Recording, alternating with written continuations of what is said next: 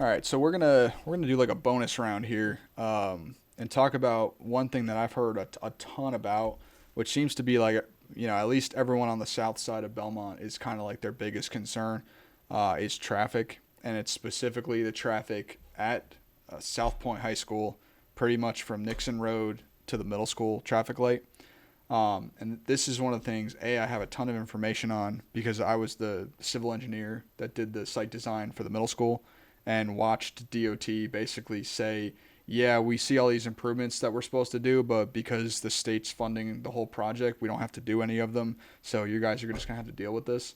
And nothing ever got put in, nothing got funded, which, is kind of why we're in some of the mess that we're in. But for years now, council has been working on how do we get Wilkinson Boulevard, or not Wilkinson Boulevard, but South Point Road to a 4-lane boulevard from Nixon Road down to the school, or as far as even Henry Chapel when that development was going on. And basically the cost of that is going to be, there's estimates all over the place, but my guess is at least $20 million. Just right away acquisition alone is going to be a significant amount of money. So we have a few options for that. Option one is the bond, which failed last 2 years ago, because ultimately the Belmont residents, which I was one of them, felt that it's not fair to take the 20,000 vehicles a day, of which maybe 10,000 of them are actually Belmont residents, and they should have to bear the tax burden of repaying the bond through tax increases over the next 10 years, which a lot of people agree with. I agree too. And at the same time, why does North Belmont have to pay for those improvements when it doesn't affect them at all, for the most part, dealing with that rush hour traffic? That's strictly South Belmont commuters coming up through Belmont on South Point Road to get towards I-85. So either it's fund it with the bond, get DOT to pay for it, which historically, how often has DOT paid for a project in Belmont? Not very often. Not very often, right? We don't hit the metrics that we need to hit. So that's waiting for the funding is not probably an option. But option three is the option that I'm most interested in, and it's a common theme of the things that I'd like to do, where we are not going to solve that 100%, right? Because it's going to require $20 million. But what we can do is we can start micro-targeting smaller projects that'll have a huge impact, that maybe it solves at 60%, maybe it's 75% of what we actually need to get that done. So specific to that small stretch, you have a light at Nixon, you have a light at Harris Teeter, you have no light at Stowe and McKee Farm, and then you have a light at the middle school. They're not synchronized at all. Nope. And the light especially, at least I believe the Nixon light was recently redone when they did Del Webb. But the light at Harris Teeter, I don't think has been programmed since 2015 when they initially did the light design. The only time we have been able to get them to do something is we have physically called them and said we need to figure out how to readjust it. So if people aren't called, it shouldn't be that way, but if people don't call from the city, then we have a problem. So has the city funded any projects, or at least gotten, I believe that goes to Raleigh in the congestion management office. Has anyone in Raleigh redesigned the traffic light at Harris Teeter to update for the current traffic counts? No, and in fact, I asked about could we have somebody on our staff, like a policeman, actually go and look at the box and do what needs to be done, and they told me it was too complicated. And it is. Yeah. Yeah, so it is. So somebody needs to be checking on it. Because essentially what you need to do in those the boxes are programmed to say, okay, here's and this is part of its computer modeling. It's complicated, but it's not that complicated. You take the traffic counts and you say, okay, let's say there's 10,000 vehicles going straight. There's 1,000 vehicles making a right-hand turn. There's 1,000 vehicles making a left-hand turn. And then coming at you, there's 10,000 vehicles coming at you. There's 1,000 left and 1,000 right. And what it'll do is it'll say, okay, the percentage of traffic moving through the light requires the longest green. And then there needs to be X seconds of left turn, X seconds of right turn, and then it'll cycle through the most efficient pattern to get that to work.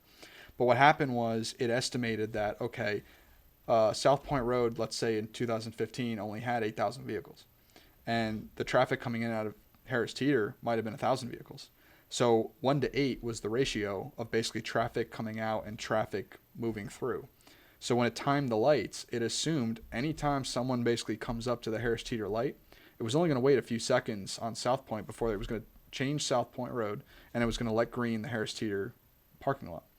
And part of the reason with that too is that the Harris Teeter parking lot has a relatively short queue stacking distance between the gas station, Chick-fil-A, and even further down to Town Center Boulevard.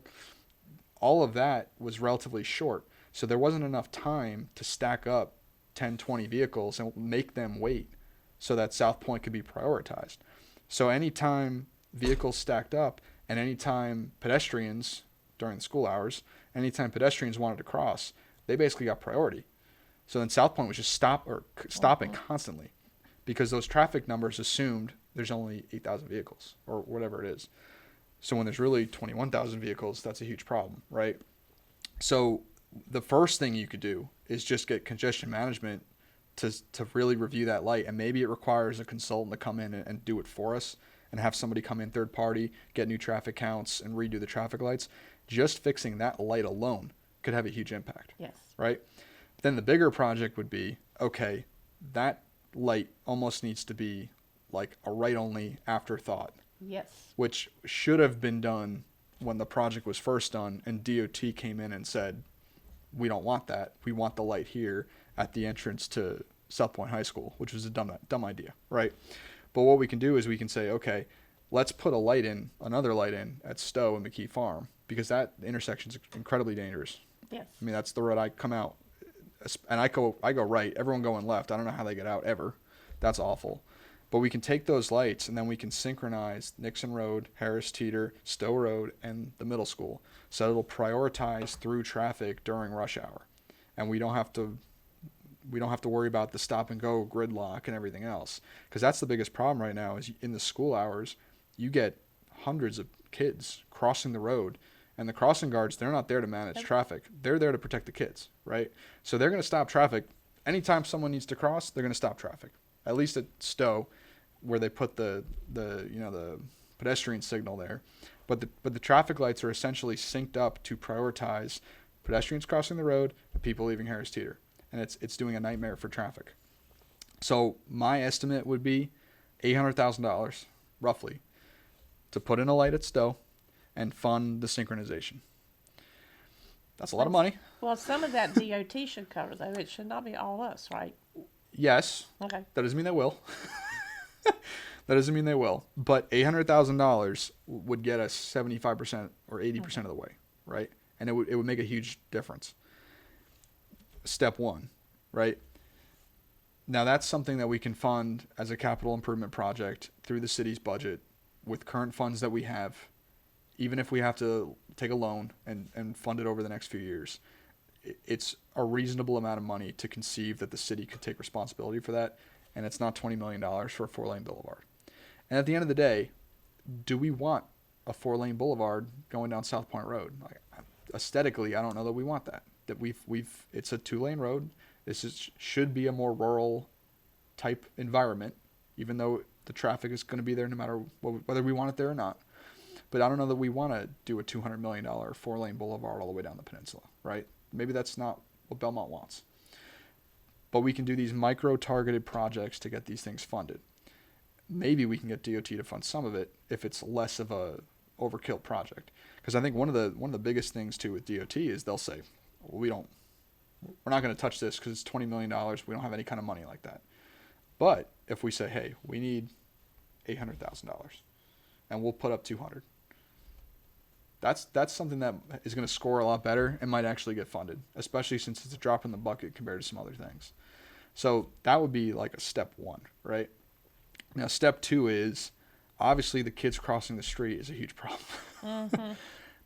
Historically, has the city council ever tried to work with the schools, or does the school basically give us a stone wall of, well, that's county schools, it's completely separate, they're on their own, you can't do anything about it? But when we designed the middle school, part of what we did is we anticipated queue length, stacking distance for drop-off.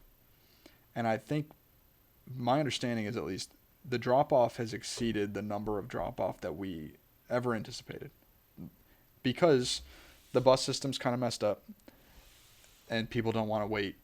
People don't want 2 hours on the bus to get to school, which is perfectly reasonable, right? But have we done anything with the school to say, hey, if you live X away, your kids can't walk to school? And by walk to school, I mean they can't get dropped off at Harris Teeter and then walk across the street.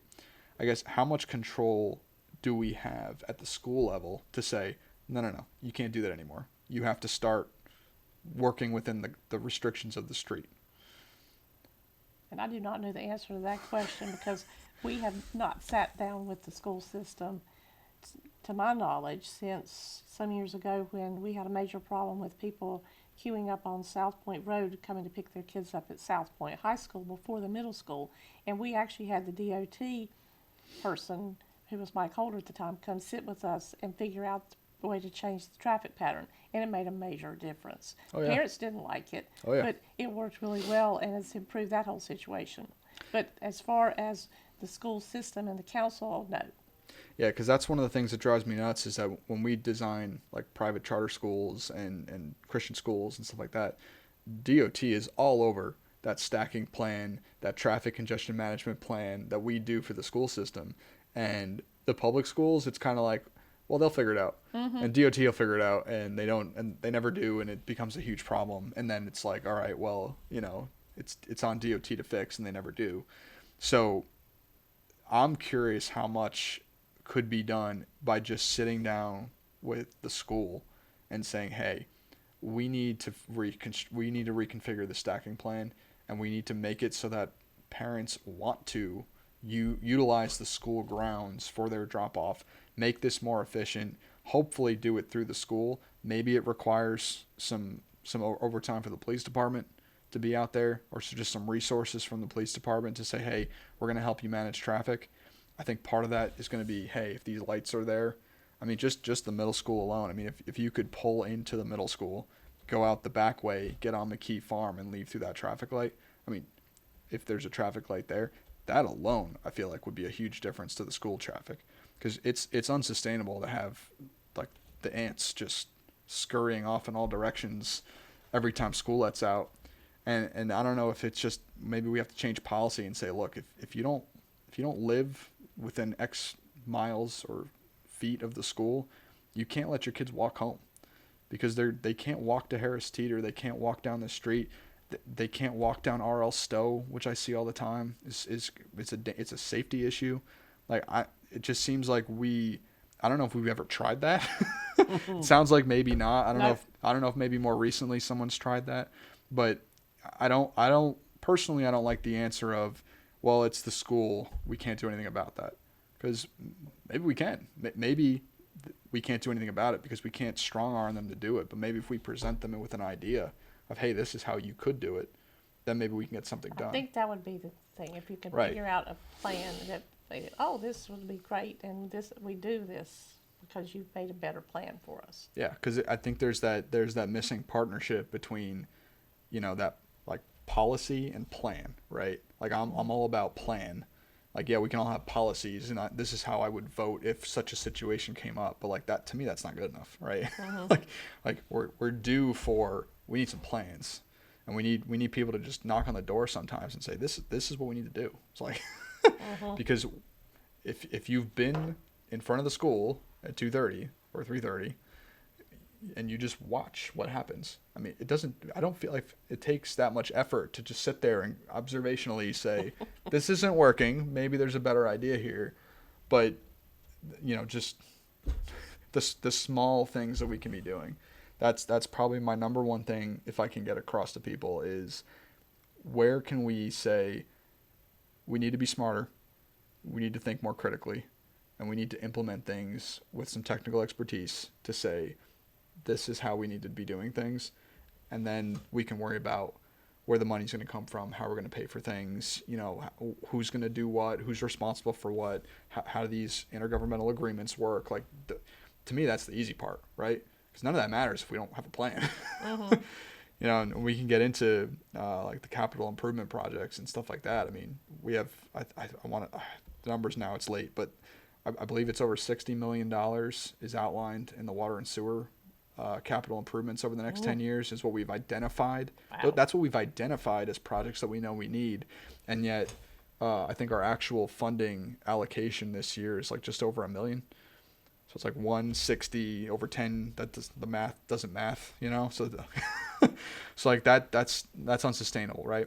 And sure, there's an argument that some of that might be like, okay, these are pipe dream projects that we don't really need, but someone, you know, it'd be nice if we got them. But, you know, the fact that the pumps at the water treatment plant were put in, the original pumps, in like 1926, and they've had, you know, updates and refurbishments and stuff like that, but generally speaking, they're the same pumps from 100 years ago. And I don't think we've taken that seriously enough to say, okay, we probably need to start thinking about some massive overhauls, because that plant has a 10 million gallon per day capacity, and we only use 3 million gallons of it. It's like, okay, well, maybe we can start restructuring some things to make that work a little bit more efficiently. But to me, it seems like there's no will, you know, to address things like that. It's kind of like when you rehab your kitchen, you know, you want to redo the appliances, new countertops and stuff like that, but it's 1920s plumbing in the wall. Let's not worry about that. We don't see that. Let's cover that up, make it look pretty, and then everyone's really happy about the nice new kitchen. So I think it's let's get the small things addressed. That's why we need you as an engineer and put you to work. Yeah, I mean, I get excited about this kind of stuff because it's like these are the things to me, they're so obvious, and watching them not get done, and the answer is, well, it's DOT's problem. It's like, I get that. I know DOT should be paying for these things. The state should be funding state roads, right? I think that's a no-brainer. But how long do we tell people, well, you're just going to have to deal with it because it's a state problem and it's a state road and the state's going to have to deal with it. In 10 years, 20 years, 30 years down the road, they'll fix it. But for now, you got to deal with it. And we can't do anything about it because it's the state's problem. It's like, well, that's not good enough for me. I think we can do better. Good. Yeah.